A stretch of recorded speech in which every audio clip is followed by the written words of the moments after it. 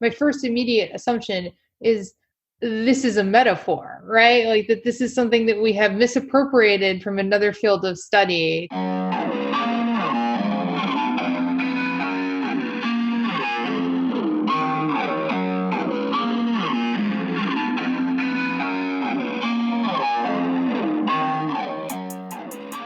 You're listening to Marianne Writes a Programming Language, and I'm Marianne. This is going to be a great week, because this is the week that I actually start implementing things. Are you ready? Okay, let's get started.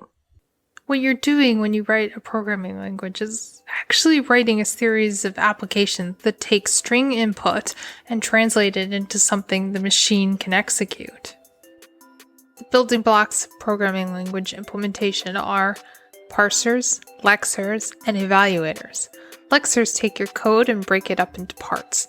Parsers assemble those parts into trees that suggest semantic meaning. Evaluators walk the tree, interpret the meaning of each leaf, and execute the appropriate behavior on the machine.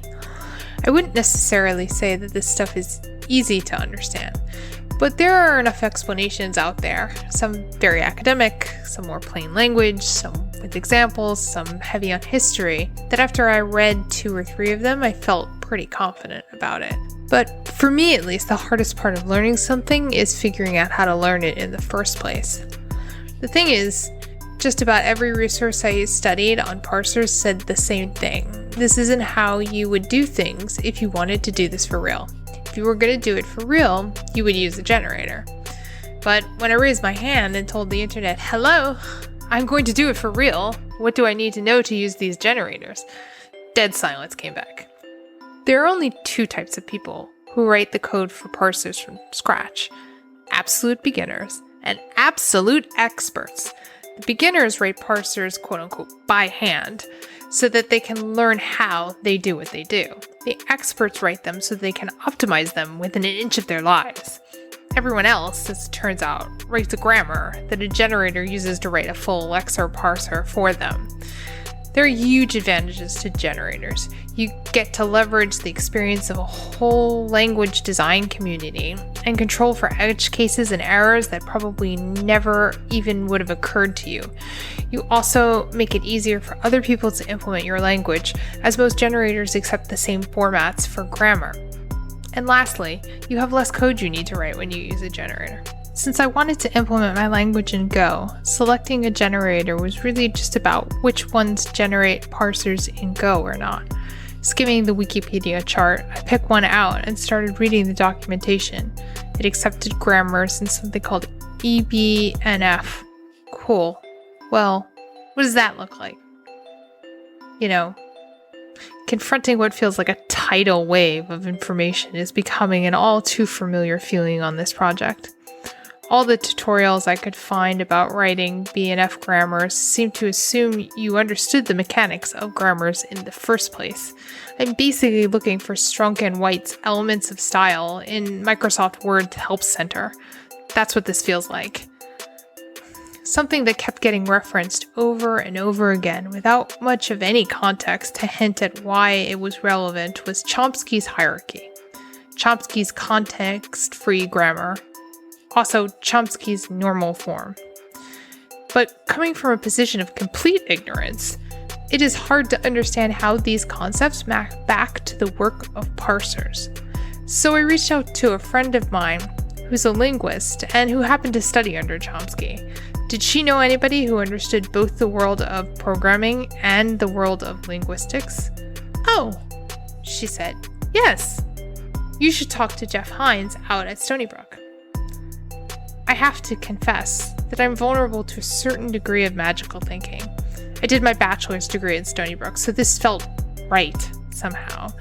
Then, when I looked up Professor Heinz, I saw that he had given a joint talk on grammar versus statistical approaches to natural language processing, in which they had promoted it by producing a parody poster of a heavyweight boxing match.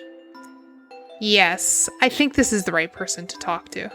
So right now, we're in the age of big data, and a lot of the hype around artificial intelligence and machine learning is that you can provide these sort of general learning machines with lots of data, and it's going to learn, what it is that it's supposed to do. And I don't think that's how children learn language at all. I think children learn language from actually small amounts of data. And I think that, the big data, even in our own world, the big data is good for languages like English, French, Chinese.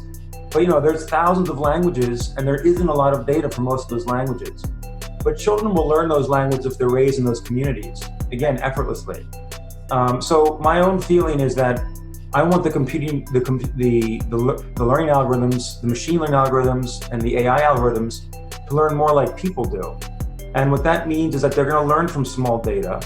And the way that they're going to do that, I believe, and what I'm working on now, is currently these machine learning algorithms, they need big data because they're searching for the needle in a huge haystack. Mm-hmm. And that's actually, so they frame the problem wrong.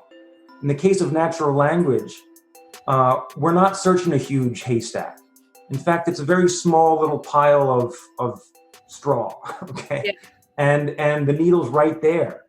And, so the thing is what's that small pile of straw? What's that, how do we characterize natural language in the right kind of way so the search problem is actually very easy? Something I had been unaware of until I started digging into generators for parsers is how useful both parsers and grammars are for other challenges outside of implementing programming languages. I feel like I've been struggling to hang pictures around my home, and then one day someone knocks on my door and introduces me to the hammer.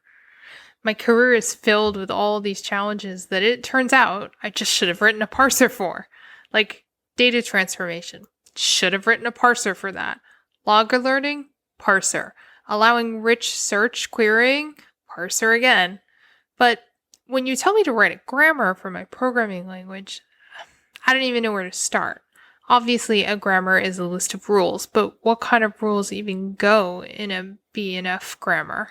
And what sort of things are handled by error handling on the evaluator?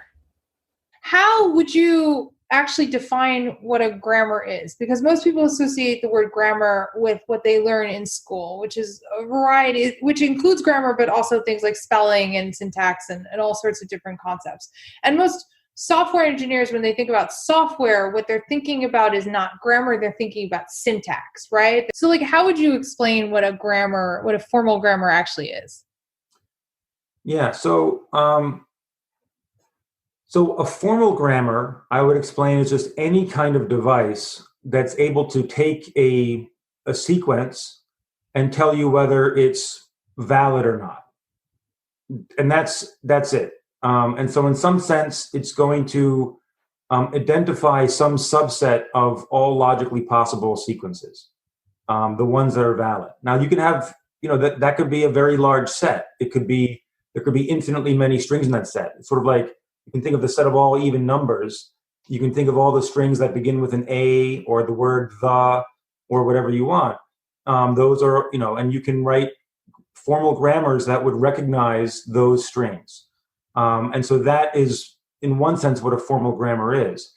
And it can take many forms. So people have studied formal grammars from logical perspectives. They've studied them from sort of machine type perspectives, from algebraic perspectives. So you can study these formal grammars from many perspectives. Having said that, I would say that, a grammar, in the sense that people will typically use it, like both in software engineering and I would define a little bit differently than a formal grammar. So the formal grammar is just focused on, say, the set of strings or a set of structures more generally. It doesn't have to be strings. You could be talking about tree structures or graph structures. Mm-hmm. So any kind of object you're interested in, the formal grammar is essentially a classifier. It just say these are okay, these are going to be okay, and these are not going to be okay. Now, why would you care about that? Well, as you said, in software engineering and natural language, the idea is you're going to try to interpret. You want to be able to interpret those structures that are admissible, those valid structures. Okay, and so the question is so that's the other part of grammar that I would say is important. Is that not only is it just a set of structures or something like that, it's actually more abstract. It's a way of trying to go from the structure that you see to something else, to some kind of meaning, some kind of semantics. And so this is also widely studied is we often think of the syntax, in a sense, is part of the grammar that gets interpreted in two ways. So one way is sort of the linear string that you would write out, which would get parsed into that syntactic structure, and the other one is going to be the meaning of that. Mm-hmm. So that's going to be the instructions to the computer how to fire up the circuits in certain ways, or the meaning that we're expressing when we're talking to each other. So the grammar is sort of fundamentally this connection between the linear string that's being expressed and the meaning that's being expressed by that string. It's that connection. So we need to think about it in terms of the structure of our strings, in this case, our code. As it happens, the best resources I've found so far for how to think this through were the reference manuals for the generators themselves. This caught me a little bit by surprise because, I don't expect to read about the vanishing horizon in the manual for Adobe InDesign, right? Reference manuals assume you know what the tool is for and just need to learn how to use the tool. But I guess I'm not the only one who has no idea where to start with grammars. My favorite resource so far has been the Definite Antler 4 reference by Antler creator Tennis Parr. The book includes common patterns in grammar and step-by-step example grammars for real-world languages. So here's how Parr recommends starting. Go from the largest complete unit of the string down. So in other words, the first rule should define what a file is. What is that file made of? And the answer to that could be lines, if you're parsing something like CSV, or it could be multi-line objects for something like JSON. Let's say it's an object. What is the object made of? Key-value pairs, right? What are the keys made up? What makes a key valid versus an invalid key? Strings with double quotation marks, if we're talking about JSON. What about the values? What makes a valid value versus an invalid value? And so on and so forth. Each description of a new level is a new set of rules to implement. All this is well and good, but when does the context-free part come in? So in the world of language design and language development, we hear about Chomsky all the time, particularly around Chomsky's hierarchy. Like, what is Chomsky's hierarchy in linguistics, and does it connect to an underlying philosophy in any way? Yeah, it does. So Chomsky's hierarchy is so Noam Chomsky is a famous linguist and intellectual, arguably, one of the most important figures of the 20th century. At one point, one of the most cited people in the world, of all time. And he's can be somewhat controversial, I guess, in both in linguistics and in his political writings. But there's no question his impact has been kind of enormous. Having said that, I also will say that, I saw him give a talk, several years ago at the University of Maryland, actually. And he just began by pointing out how, the way that most people view language in the broader context of cognition, nothing's changed in 50 or 60 years. They all view it as just, something that is just like any other aspect of cognition. And there's nothing, there's nothing about it in particular. And you see that in a lot of work outside of linguistics proper, in cognitive science and so on. People are trying to tackle the language learning problem just like they would tackle any other problem. Mm-hmm. So they're not necessarily trying to focus on features of language per se. They're just focused on general features of cognition. Mm-hmm. So I was quite taken aback because I'm thinking, here's the guy who's done more than anybody else to sort of challenge that view. And he's saying, actually, there's really no difference between now and 60 years ago when you look at the broader scientific field. And I thought that was quite interesting. But anyway, so what is the Chomsky hierarchy? So the Chomsky hierarchy is actually sort of a refined view of the notion of computability more generally. Mm-hmm. So one of the big advances in the 20th century was this notion of what is computation. And there are several figures who contribute to that. The most famous one now is Alan Turing, but he's not the only one. There was Alonzo Church. Right. There was Kurt Gödel. These guys in the 20s and 30s really made these, incredible. I don't know how to describe it, but they pointed out in a way, or they showed what is computable. Okay, and so they showed that there are certain problems that no computer can compute. Okay, and by computer they don't just mean the hunk of metal and plastic on your desk or in your phone. They mean anything that computes. Which is sort of including people. People are in a sense information processing systems. They are in a sense computers. Just they're made of a different type of material than the phone in your pocket.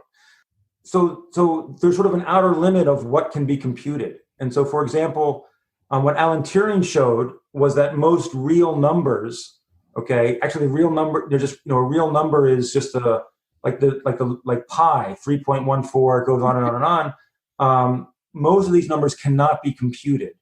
And by that, what he means is that, like for pi, you can give me a number like 5, and I can tell you the 5th digit of pi. And if you give me a number like 10 million, I can follow some kind of computation, and eventually I can give you the 10 millionth digit of pi. And there are programs that are running this stuff all the time. But most real numbers aren't like that. Most real numbers, you can give me, there's no algorithm for which you can give me a number n, and I can give you the nth digit of that real number. Okay. And so that's quite interesting. So, there's a question of what, so that's the limit of computability. So what's the Chomsky hierarchy? So I said so now, I don't know, I think I'm probably belaboring this point too much, but I'm taking too long to get to the point. But when you refine that, you're asking, okay, suppose that's if I have all the resources and time in the world. Right. Suppose I limit my resources in some way. Now what am I able to compute? Okay. And so that's how you get these different, and if we do this in string space instead of in number space, what can we do? Okay. So I mentioned before how a formal grammar can distinguish between this set of strings is valid or these strings are not valid. So, that's sort of a computational problem. We have to sort of, in the same way that you want to recognize a number or identify a number by knowing what the nth digit is, you want to be able to identify a set of strings by saying, is that string in the set or not? Okay. So the hierarchy isn't so much about the complexity of the grammar, so much as it is about the computational abilities and the level of specification of the grammar. Is that a good way of kind of summing it up? Well, it is about complexity of the grammar. But, it's also, it's what the Chomsky hierarchy does is that it just, it identifies different types of computational resources that you need to solve different types of. So I would use the word membership problem to describe this problem of is this string in the set or not in the set. Okay, got it. So if we have the term membership problem, then I would say the Chomsky hierarchy classifies membership problems over strings. Okay. Over sets of strings. And and it was the reason why I hearkened back to the dawn of computer science and this whole thing and this long story that I'm telling is because it wasn't just about linguistics. I mean, the context-free grammars, which is the part of the context of the Chomsky hierarchy that Chomsky introduced, that became the basis for programming languages and compilers and all that kind of stuff. So when you're going to write your own programming language, you're going to have to learn something about context-free grammars. Right. And there's also no way around that because that's what's used. I mean, all of these programming languages are essentially context-free grammars. Right. Yeah, and that's not the only type of. So that's in a very important region of the Chomsky hierarchy, and we can ask the question: are all natural language patterns, in a sense, context-free? And the answer to that question appears to be no. Yeah. When you look at certain types of syntactic patterns, you have to go outside of that. Now, you don't have to go all the way to, the Turing complete computer. Right. There's an area called context sensitive. Right. And that seems to be where we find natural language patterns. In my own work in morphology and phonology, context-free actually seems to be more than sufficient, and you can go much smaller than that. The last thing I would say about the Chomsky hierarchy is that many people, when they study it, it's in all in computer science undergrad courses. You have to take typically a course in automata theory, and you study the Chomsky hierarchy and complexity and so on.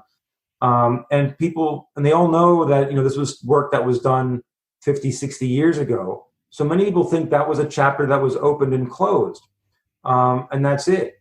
But that's not the case. The fact is that in the past 60 years, there are new chapters constantly being written with those same methods.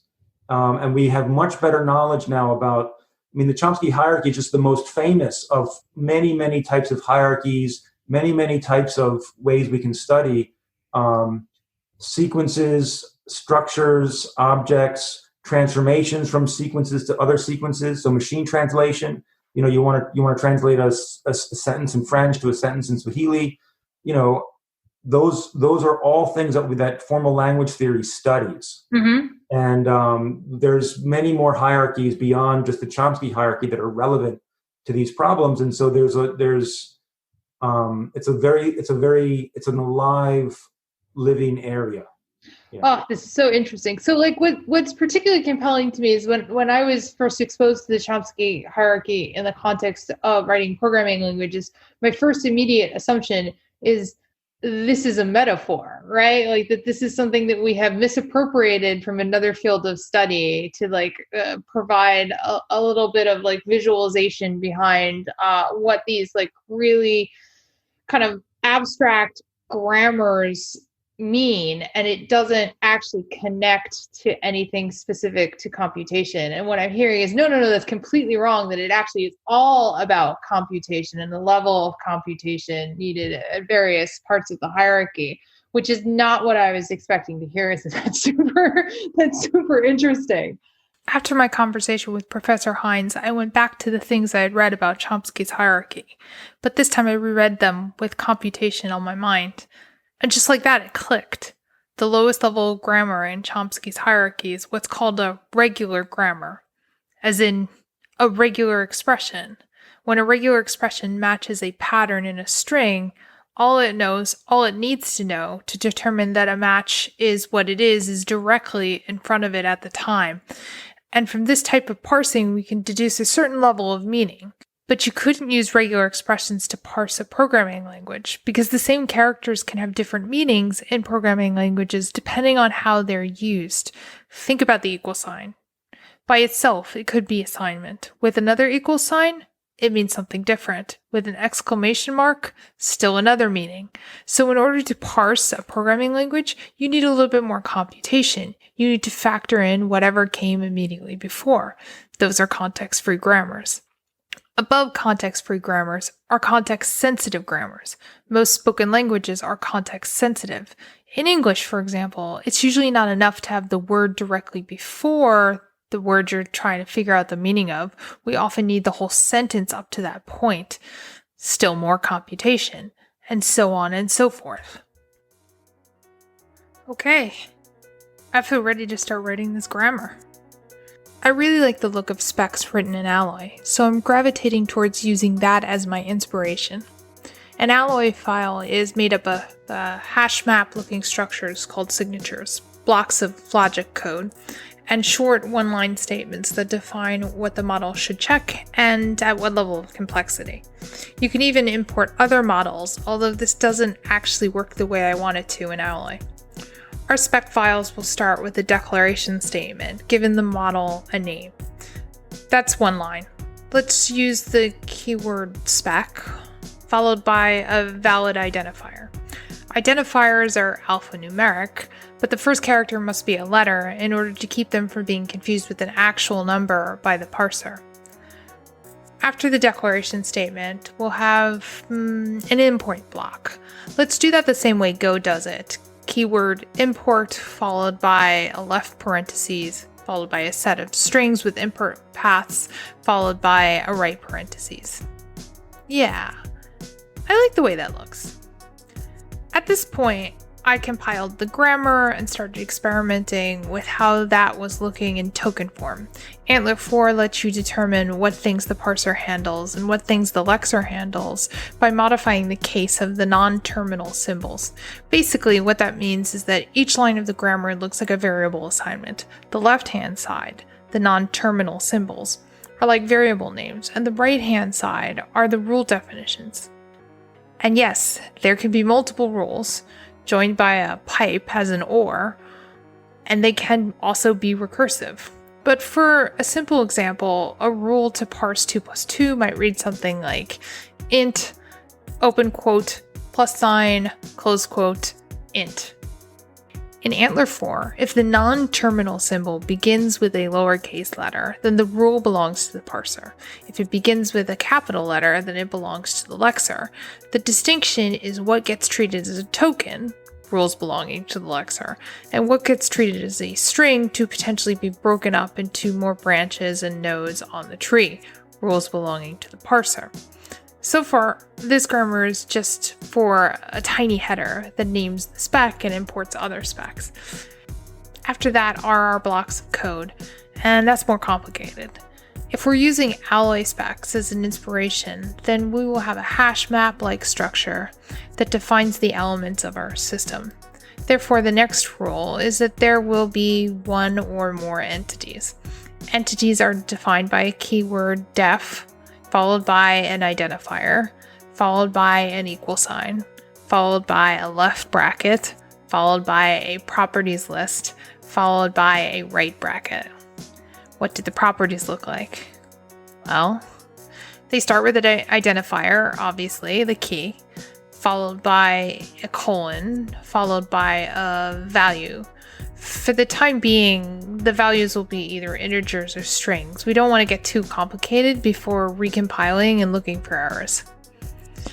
The final grammar will need to be more robust than this, but this is the way I worked through it. Starting simple, compiling the parser and lexer, importing a mock spec, and fixing bugs before adding more complexity. Oh, yes!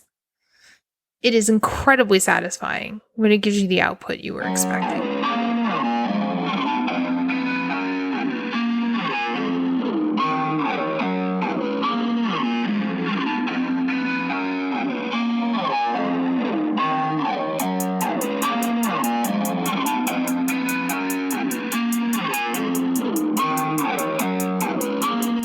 You've been listening to Marianne Writes a Programming Language. A transcript of this and every episode is available on the dev community. Just go to dev.to/Belmar to find them. That's dev.to/BELLMAR. There's also a fair amount of bonus content available to supporters, including the full interviews with the guests from this week.